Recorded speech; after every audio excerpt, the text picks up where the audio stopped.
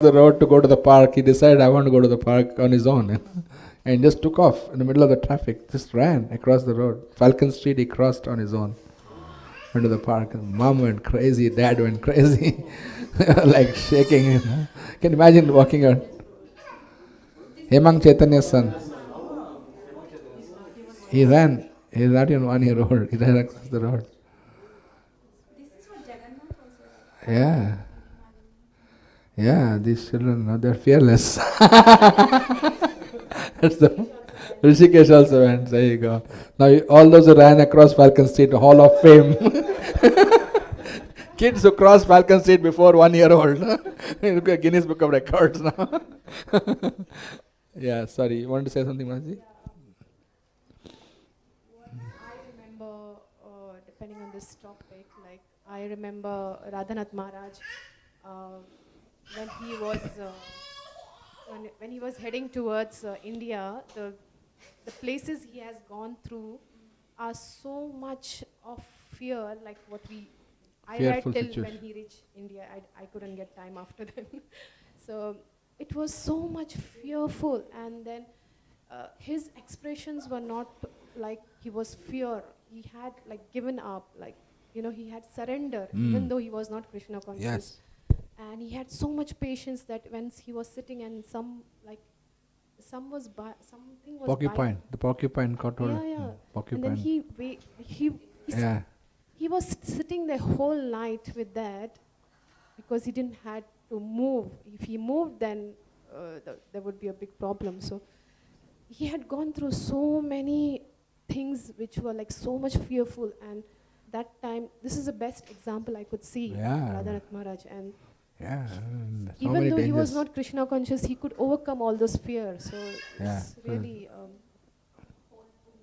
Full of that, yeah. That lady in Afghanistan, my God. This is horrible. Yeah.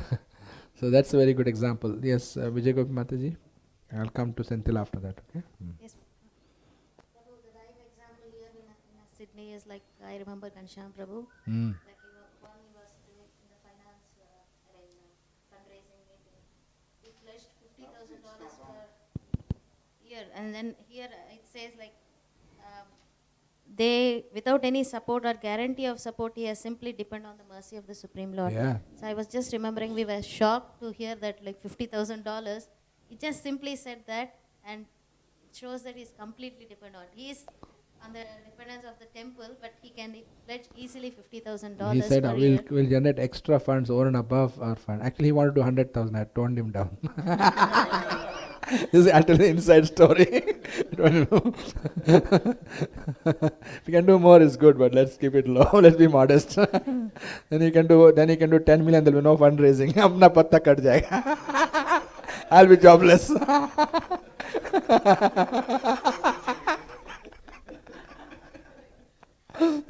Got to look after everyone, What will happen to the fundraising team? No fundraising, no fun in the fundraising. No, but that's a good point. Thank you. Yeah, that's true. Very bold and very confident.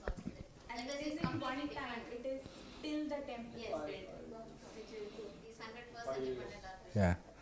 So this is the wonderful nature of Krishna consciousness, that the once we have faith in the Lord, so therefore that leads us to the next point, which is the 6 items of surrender we discussed last time, isn't it? Some of you are probably not there. It's good to recap. In 1866, what is 1866? Sarvadharman Parityajya Amtam Sarvapapebhyo Shishami Mas. Does Tarini know this verse? Sarvadharman Parityajya? No? Oh my God, you should learn that immediately. Okay? So, Damini knows? Nice to have you back. Sarvadharman Parityajya? Go on. Future architect. Hold it close.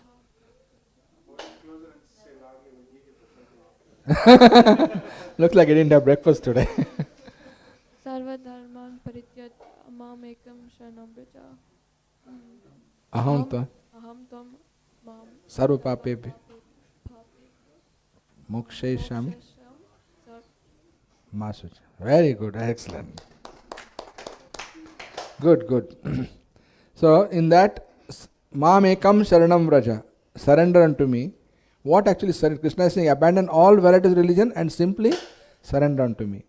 Now, how the surrender actually works, what is meant by surrender is explained in the purport by Srila Prabhupada by quotation from the Hari Bhakti Vilas by Sanatana Goswami. He quotes from that book. Okay, so the 6 items from Jitendra Prabhu, can you read that? In the purport of 1866. That's what. I'll just ask Jitendra to read that.